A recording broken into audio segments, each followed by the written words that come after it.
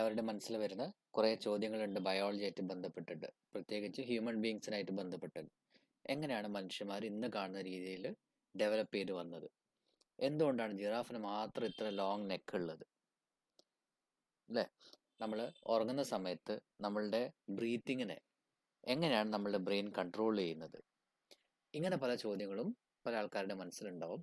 അപ്പോൾ ഈ ചോദ്യങ്ങൾക്കൊക്കെ ഉത്തരം നമ്മളുടെ ഈ ചാപ്റ്ററിലാണ് നമുക്ക് മനസ്സിലാക്കാനുള്ളത്. അപ്പോൾ ഇന്നത്തെ വീഡിയോയിൽ നമ്മൾ ഈ ചാപ്റ്ററിലത്തെ ലെറ്റസ് എസ്എസ് എന്ന് പറയുന്ന പാർട്ടാണ് ചെയ്യാൻ പോകുന്നത്. പ്രധാനപ്പെട്ട ചോദ്യ ഉത്തരങ്ങൾ, അതേപോലെ തന്നെ എക്സാം റിലേറ്റഡ് ആയിട്ടുള്ള കുറേ റീക്യാപ്പായിട്ട് നമ്മൾ പഠിക്കും. എന്തൊക്കെയാണ് ഫുള്ളായിട്ടുള്ള എക്സ്പ്ലനേഷൻ വേണമെങ്കിൽ നിങ്ങൾ തീർച്ചയായിട്ടും ഈ ചാപ്റ്ററിൻ്റെ റെക്കോർഡഡ് വീഡിയോ ഉണ്ട് യൂട്യൂബിൽ. നിങ്ങൾ MNEdu സൊല്യൂഷൻസിൻ്റെ ആ ഒരു പ്ലേലിസ്റ്റിൽ നിങ്ങൾക്ക് കാണാം. ഓക്കെ, അപ്പോൾ നമുക്ക് ഒന്ന് തുടങ്ങാം. ലെറ്റസ് എസ്എസിൻ്റെ ഫസ്റ്റ് പാർട്ട്. അപ്പം ഇവിടെ കണ്ടിന്യൂസ് ക്വസ്റ്റ്യൻസ് അല്ല നമ്മൾ ചെയ്യാൻ പോകുന്നത്. എങ്ങനെയാണെന്ന് വെച്ചാൽ, അപ്പം ഓരോ സെക്ഷൻ, ഫസ്റ്റ് അവിടെ സെക്ഷൻ 1 എവല്യൂഷൻ കാണാം. അപ്പോൾ എവല്യൂഷനെ ബന്ധപ്പെട്ടുള്ള ക്വസ്റ്റ്യൻസ് മാത്രമായിരിക്കും നമ്മൾ ഡിസ്കസ് ചെയ്യുന്നത് ഈ പാർട്ടിൽ, അതായത് ഓർഡറിലല്ല. ഓക്കെ, അപ്പോൾ അങ്ങനെ 3 സെക്ഷനാക്കി ഡിവൈഡ് ചെയ്തിട്ടുണ്ട്. ഒന്ന് എവല്യൂഷൻ, നെർവസ് സിസ്റ്റം, പിന്നെ ബ്രെയിൻ.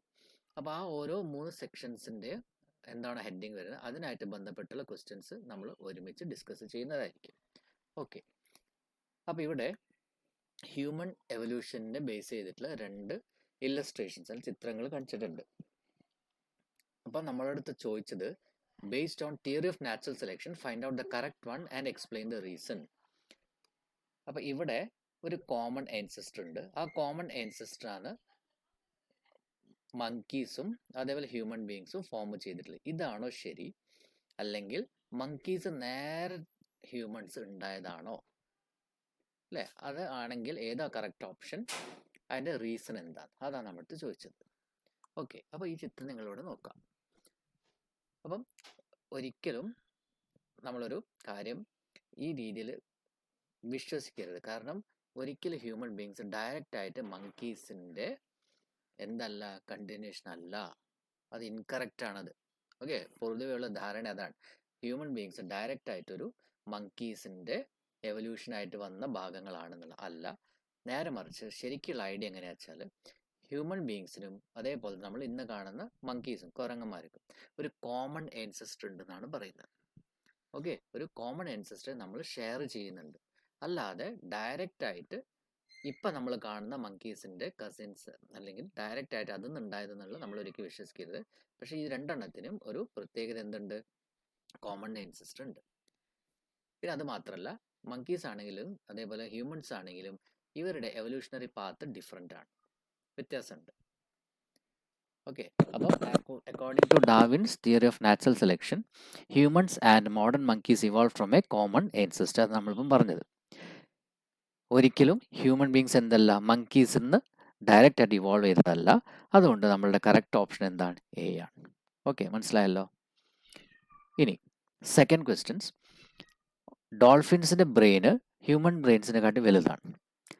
അങ്ങനെയാണെങ്കിൽ level of thinking, language skills, social relationships are higher in humans. എന്തുകൊണ്ടാണ്? ബ്രെയിൻ്റെ സൈസ് ഡോൾഫിൻ്റെ വലുതാണ് കമ്പയർഡ് ടു ഹ്യൂമൻ ബീങ്സ്.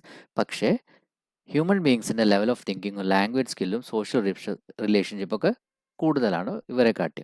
എന്തുകൊണ്ടാണ്? അപ്പോൾ നമുക്കിവിടെ 2 ചോദ്യങ്ങളുടെ ഉത്തരമാണ് കണ്ടുപിടിക്കേണ്ടത്. ഒന്ന്, difference in structure of the ബ്രെയിനും ഇൻഫ്ലുവൻസ് ഓഫ് നാച്ചുറൽ സെലക്ഷൻ എങ്ങനെയാണ് വരുന്നത്. ഈ ഒരു ക്വസ്റ്റ്യൻ്റെ ആൻസർ നമുക്ക് പറയണമെങ്കിൽ ഇവിടെ അതിന് പ്രധാനപ്പെട്ട കാരണം ഹ്യൂമൻ ബ്രെയിനിൻ്റെ സെറിബ്രം എന്ന് പറയുന്ന മെയിൻ പാർട്ടിൻ്റെ അകത്ത് എന്തുണ്ട്, ഒരു സെറിബ്രൽ കോർട്ടെക്സ് ഉണ്ട്. ആ cerebral cortex compared to dolphin human ബീങ്സിൽ ഹൈലി ഡെവലപ്ഡ് ആണ്. ഓക്കെ, ഹൈലി ഡെവലപ്ഡ് ആണ് വരുന്നത്. നേരെ മറിച്ച് ഇവരുടെ ആ സെറിബ്രൽ കോർട്ടെക്സ് അത്ര ഡെവലപ്ഡ് അല്ല. ഈ സെറിബ്രൽ കോർട്ടെക്സ് ആണ് ശരിക്കും ഇൻ്റലിജൻസിൻ്റെയും അതേപോലെ ലാംഗ്വേജ് സ്കിൽസിൻ്റെ ഒക്കെ എന്ത് വരുന്നത്, അതിന് സീറ്റ് അല്ലെങ്കിൽ മെയിൻ ആയിട്ടുള്ള ഭാഗം എന്ന് പറയുന്നത്. ഓക്കെ, അപ്പം കമ്പയർ ചെയ്യുമ്പോൾ ഇവരുടെ ബ്രെയിനിൻ്റെ അനാറ്റമി നോക്കുമ്പം കുറേ ഫോൾസ് ഉണ്ട്. എവിടെ, ഹ്യൂമൻ ബ്രെയിൻസിൻ്റെ അകത്ത് ഇവിടെ ഫ്യൂവർ ഫോൾസേ ഉള്ളൂ. അത്ര ഡീറ്റെയിൽ നമുക്ക് വേണ്ട, എന്നാലും ഞാൻ പറഞ്ഞെന്ന് മാത്രം. അപ്പം അപ്പോൾ difference in structure of the brain വെച്ചിട്ട് നമുക്ക് എങ്ങനെ എക്സ്പ്ലെയിൻ ചെയ്യാം? ലാർജർ ബ്രെയിൻ ആണ്, പക്ഷേ ഹ്യൂമൻ സെറിബ്രം മോർ ഡെവലപ്ഡ് ആണ്. എസ്പെഷ്യലി സെറിബ്രത്തിലെ ഏത് ഭാഗം, സെറിബ്രൽ കോർട്ടെക്സ്. ഇതാണ് ഇൻ്റലിജൻസും ലാംഗ്വേജ് റീസണിങ്ങിനൊക്കെ കാര്യമായിട്ട് ബാധിക്കുന്ന സ്ഥലങ്ങൾ. ഓക്കെ, അപ്പം ഹ്യൂമൻ സെറിബ്രൽ കോർട്ടെക്സ് എന്താണ്? സെറിബ്രൽ കോർട്ടെക്സ് ഡെവലപ്ഡ് ആണ്. നാച്ചുറൽ സെലക്ഷനോ? Natural selection intelligence, language, social behaviour in ഹ്യൂമൻസിൻ്റെ ഇതിന് നല്ലോണം ഫേവർ ചെയ്തിട്ടുണ്ട്. അങ്ങനെ ഈ നാച്ചുറൽ സെലക്ഷൻ വഴി കുറേ മാറി ഭേദപ്പെട്ട് ഇപ്പം കാണുന്ന ഹൈലി ഇൻ്റലിജൻ്റ് ആയിട്ടുള്ള ഒരു ഓർഗാനിസമായിട്ട് മാറി. അങ്ങനെ ഈ ഇൻ്റലിജൻസ് ആണ് ഹ്യൂമൻ ബീങ്സിനെ സർവൈവലിനും മാറി വരുന്ന സാഹചര്യങ്ങളെ അഡാപ്റ്റ് ചെയ്യാനും സഹായിച്ചത്. ഓക്കെ, ക്ലിയർ ആയല്ലോ? ഇനി 4th ക്വസ്റ്റ്യൻ എന്താ വെച്ചാൽ, Darwin failed to explain the reasons of variation even though he argued that variations occur continuously in organisms. Evaluate the statement based on findings of Neo-Darwinism. Neo എന്ന് പറയുന്നത് new Darwinism അതാണ് modern theory എന്ന് പറയുന്നത്. അപ്പം Darwin natural selection explain ചെയ്തു, പക്ഷേ എങ്ങനെയാണ് ഈ വേരിയേഷൻസ് സംഭവിച്ചത്, മാറ്റങ്ങൾ എങ്ങനെയാണ് പഴയ, അതായത് ഒറിജിനൽ ഉണ്ടായിട്ടുള്ള ആ സ്പീഷീസിൽ നിന്ന് ഈ വേരിയേഷൻസ് എങ്ങനെയാണ് പിന്നീട് വന്ന സ്പീഷീസിൽ ഉണ്ടായത്, അത് എക്സ്പ്ലെയിൻ ചെയ്യാൻ ആർക്ക് സാധിച്ചില്ല? ഡാർവിന് സാധിച്ചില്ല. അപ്പോൾ ഡാർവിൻ്റെ ഈ വർക്കിനെ സപ്പോർട്ട് ചെയ്തുകൊണ്ട് അതിന് പല മാറ്റങ്ങൾ വരുത്തിയ കുറേ സയൻറ്റിസ്റ്റ് ഉണ്ടായിരുന്നു. അതിൽ അദ്ദേഹത്തിൻ്റെ സ്റ്റുഡൻസ് ഒക്കെ ഉണ്ടായിരുന്നു. അവർ ഇതിനെ മാറ്റം വരുത്തിയിട്ട് പുതിയതായിട്ട് സബ്മിറ്റ് ചെയ്തതാണ് എന്ത്? ന്യൂ ഡാർവിനിസം എന്ന് പറയുന്നത്. അപ്പോൾ ഈ ന്യൂ ഡാർവിനിസത്തിൽ ഇവർക്ക് ക്ലിയർ ആയിട്ട് മനസ്സിലാക്കാൻ പറ്റി എന്തുകൊണ്ടാണ് ഈ ചേഞ്ചസ്, വേരിയേഷൻസ് ഉണ്ടായത്. വേരിയേഷൻസ് ഉണ്ടാവാൻ കാരണം മ്യൂട്ടേഷൻസും genetic റീകോമ്പിനേഷനാണ്.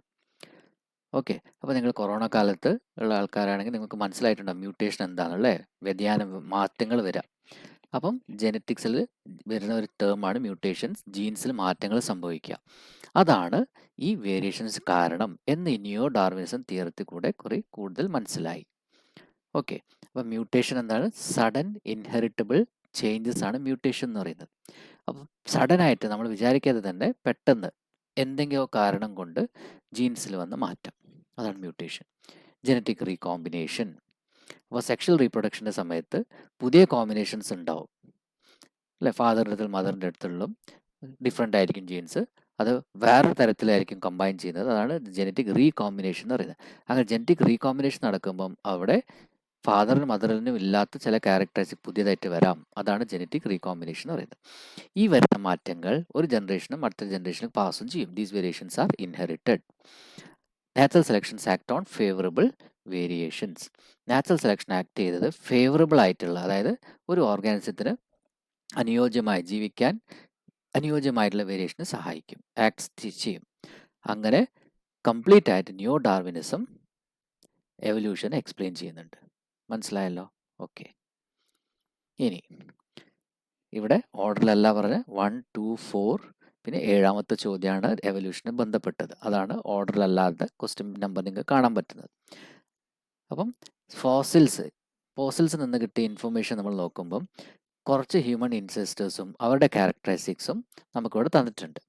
Find out which one is arrange correctly from the given answers. ഇതിൽ കറക്റ്റായിട്ട് ഏതാണ് അറേഞ്ച് ചെയ്തിട്ടുള്ള നമ്മുടെ ചോദിച്ചിട്ടുള്ളത്. അപ്പോൾ ഈ ഹോമോ ഹാബിലിസ് ഒരു വെറൈറ്റി ഏൻസെസ്റ്റർ ഹ്യൂമൻ ബീങ് ആണിത്. Homo neanderthalensis, Australopithecus, Homo erectus. ഇതിൽ തന്ന ഓപ്ഷൻസ് എന്തൊക്കെയാണ്? Buried dead bodies, able to stand upright on 2 legs, made tools with stones using the hands, the skeletal structure confirms bipedalism. Bipedal 2 കാലിൽ നടക്കുന്നത്, stones വെച്ചിട്ട് tools ഉണ്ടാക്കുന്നത്, നേരെ കുത്തനെ അപ്രൈറ്റായിട്ട് 2 legs നടക്കുന്നത്, മരിച്ച ആൾക്കാരെ ബറി ചെയ്യാൻ വേണ്ടി അത്രയും ഡെവലപ്ഡ് ആയിട്ട് ബ്രെയിനുള്ള ആൾക്കാർ. അപ്പോൾ ഇവർ ഏതൊക്കെയാണെന്നുള്ളത് നമുക്ക് നോക്കേണ്ടത്. ഓക്കെ, ഇനി ഇവിടെ ഹോമോ ഹാബിലിസ് വരുന്നുണ്ട്. ഹോമോ ഹാബിലിസ് അവരുടെ പ്രത്യേകത എന്തായിരുന്നു? Made tools with stone using their hands. Homo habilis ചെയ്തെന്താണ്? അവർ സ്റ്റോൺസ് വെച്ചിട്ട് ടൂൾസ് ഉണ്ടാക്കി. ഓക്കെ, പിന്നെ ഹോമോ നിയൻഡർതാലൻസിസ്.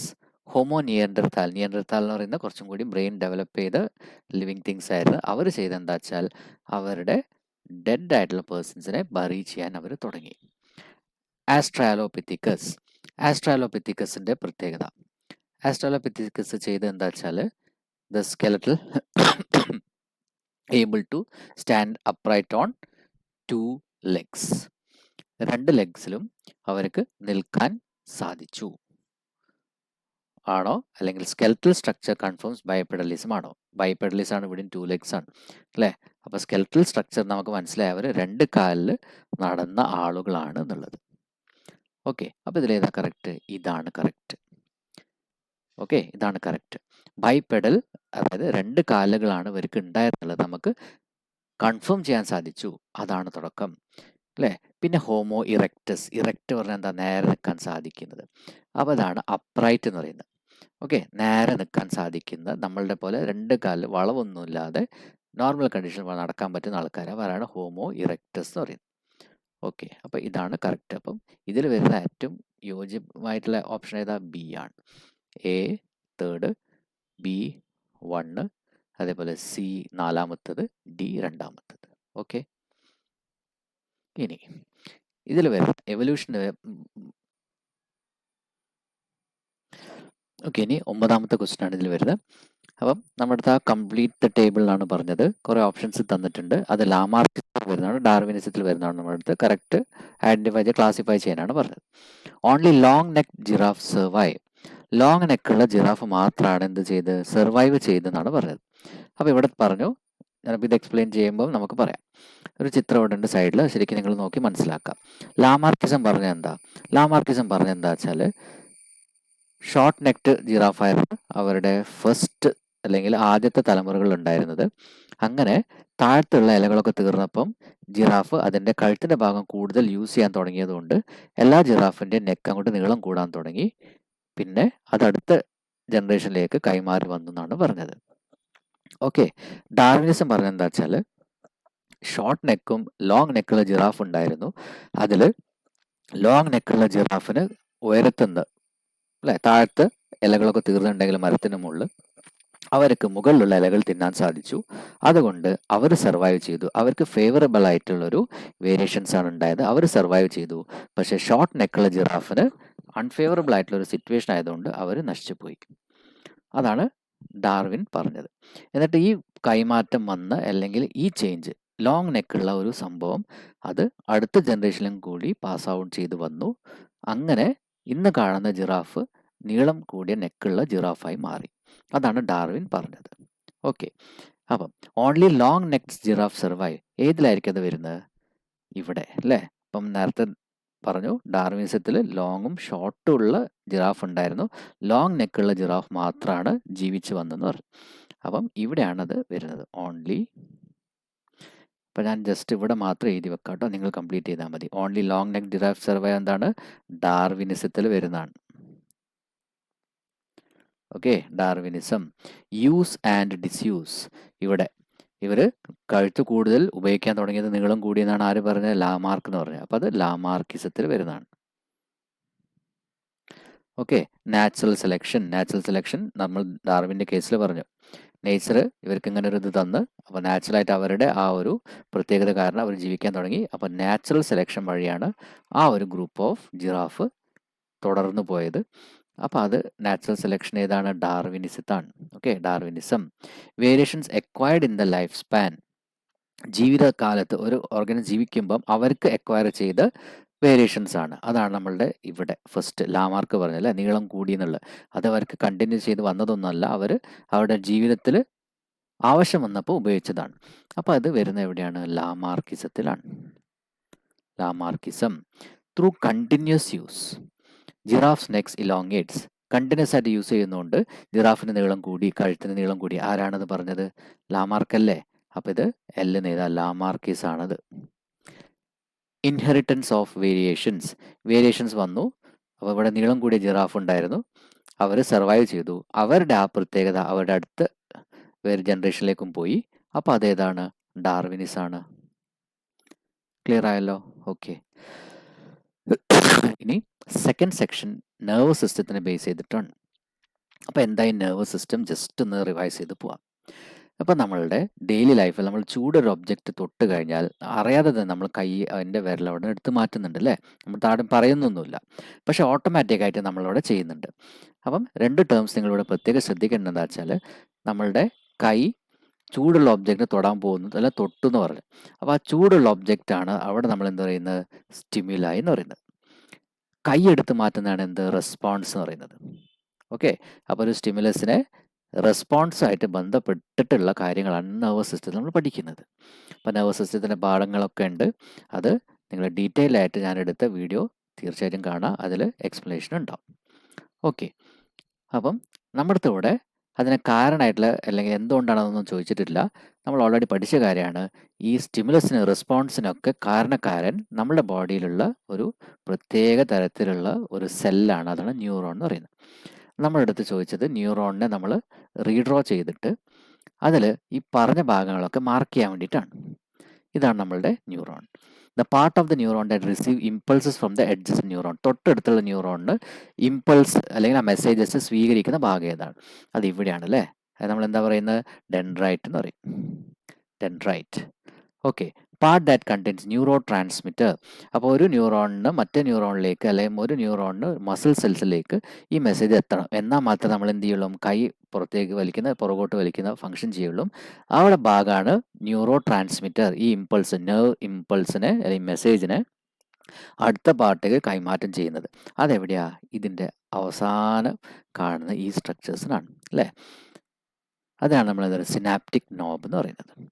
ഇനി ഇൻസുലേഷനായിട്ട്, അതായത് ഇവിടുന്ന് ഒന്നും പുറത്തേക്ക് ഇമ്പൾസ് ഒന്നും അല്ലെങ്കിൽ ആ ഇലക്ട്രിക്കൽ മെസ്സേജസ് ഒന്നും പുറത്തേക്ക് പോകാതിരിക്കാൻ ഇൻസുലേറ്റർ ആയിട്ട് വർക്ക് ചെയ്യുന്ന ഈ കവറിങ്, അതിനെ നമ്മൾ എന്താ പറയുന്നത്, മൈലിൻ ഷീറ്റ് എന്ന് പറയുന്നത്. ഓക്കെ, ഇതാണ് ആ ചിത്രം. അപ്പം ഓക്കെ, അപ്പം നമ്മൾ 5ാമത്തെ ക്വസ്റ്റ്യൻ ഇല്ലസ്ട്രേഷൻ അല്ലെങ്കിൽ ചിത്രം നോക്കി എൻ്റെ ക്വസ്റ്റ്യൻസിന് ആൻസർ കൊടുക്കാനാണ്. Identify the nerves A and B. അപ്പോൾ ആദ്യത്തെ നെർവ് എന്താ ചെയ്യുന്നത്, സെൻട്രൽ നെർവസ് സിസ്റ്റത്തിൽ നിന്ന് ഡിഫറെൻറ്റ് പാർട്സ് ഓഫ് ദ ബോഡിയിലേക്ക് മെസ്സേജ് ക്യാരി ചെയ്യുന്നുണ്ട്. ബി എന്ന് പറയുന്ന nerve different parts of the ബോഡിയിൽ നിന്ന് സെൻട്രൽ നെർവസ് സിസ്റ്റത്തിലേക്ക് ഇമ്പൾസൽ മെസ്സേജ് ക്യാരി ചെയ്യുന്നുണ്ട്.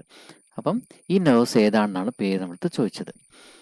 അപ്പം എ, സെൻട്രൽ നെർവസ് സിസ്റ്റത്തിൽ നിന്ന് മെസ്സേജ് വന്നിട്ട് നമ്മളുടെ കൈ വിരലാണെങ്കിൽ അല്ലേ നമ്മൾ എടുത്ത് മാറ്റുന്നുണ്ട്. ഫോർ എക്സാമ്പിൾ, നമ്മൾ ചൂടുള്ള ഒബ്ജക്റ്റ് തൊട്ട് കഴിഞ്ഞാൽ നമ്മളെപ്പം കൈവിരലെടുത്ത് മാറ്റുമെന്ന് പറഞ്ഞു.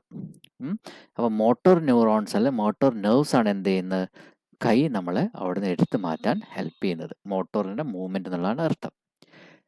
ഓക്കെ, പിന്നെ ചൂടുള്ള ഒബ്ജക്റ്റ് തൊട്ടെന്നുള്ള നമ്മുടെ നെർവസ് സിസ്റ്റത്തിൽ എത്തിക്കുന്നതാണ് സെൻസറി നെർവ്. സെൻസ് ചെയ്തു, അവിടെ ഒരു മാറ്റം വന്നു, സെൻസ് ചെയ്തിട്ട് ആ വിവരം സെൻട്രൽ നെർവസ് സിസ്റ്റത്തിൽ കൊണ്ടുപോകുന്നതാണ് സെൻസറി നെർവ് ബി. പിന്നെ ചോദിച്ചത് മെസ്സേജസ് എക്സ്ചേഞ്ച് ചെയ്യുന്നുണ്ടോ, എയും ബിയും തമ്മിൽ ചെയ്യുന്നുണ്ട്. മെസ്സേജ് രണ്ട് ഭാഗത്തേക്കും മൂവ് ചെയ്യുന്നുണ്ട്. സെൻസറി നെർവ്സ് എന്താ ചെയ്യുന്നത്, ബോഡിയുടെ ഓർഗൻസിൽ നിന്ന് സെൻട്രൽ നെർവസ് സിസ്റ്റത്തിലേക്ക് മെസ്സേജ് കൊണ്ടുപോകുന്നുണ്ട്.